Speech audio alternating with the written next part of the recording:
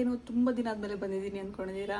ಹೌದು, ತುಂಬ ದಿನ ಆದಮೇಲೆ ಸ್ವಲ್ಪ ಟೈಮ್ ಸಿಕ್ಕಿದೆ, ಅದಕ್ಕೋಸ್ಕರ ಬಂದಿರೋದು. ವಿಷಯ ಏನಂದರೆ, ವಿಷಯ ಏನಿಲ್ಲ, ಜಸ್ಟ್ ಫ್ರೆಂಡ್ ಮೀಟ್ ಮಾಡೋಕ್ಕೆ ಹೋಗ್ತಾಯಿದ್ದೀನಿ.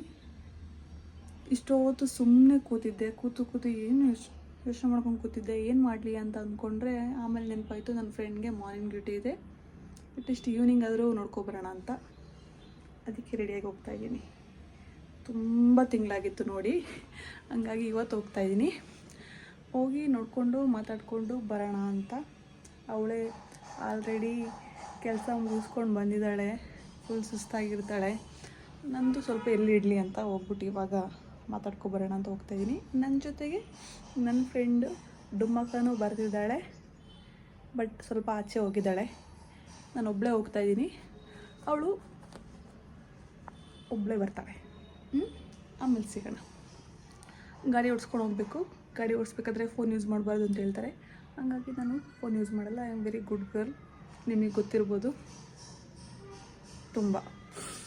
ಸೊ ಆಮೇಲೆ ಸಿಗೋಣ. ಅಲ್ಲೋದ್ಮೇಲೆ ಅವ್ರನ್ನ ಪರಿಚಯ ಮಾಡಿಸ್ತೀನಿ. ತನಕ ಟಾಟಾ.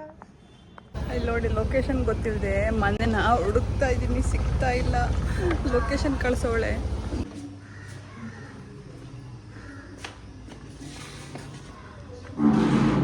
ಜೀವನದಲ್ಲಿ ಯಾವಾಗಲೂ ನನಗೆ ಮನೆ ಹುಡ್ಕೋದೇ ಆಗೋಯ್ತು. ಲೊಕೇಶನ್ ಸಿಗಲ್ಲ, ಏನು ಸಿಗಲ್ಲ. ಇಲ್ಲೇ ನೋಡಿದ್ರೆ ನೋಡೋದಂತಲ್ಲ.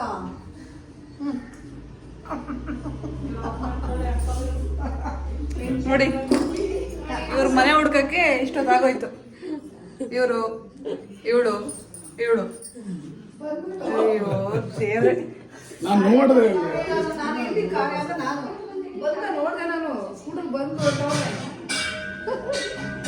ಸುಮಾ ಕಾಣಿಸ್ತಿಲ್ಲ. ಸುಮಾ ನಿನ್ನ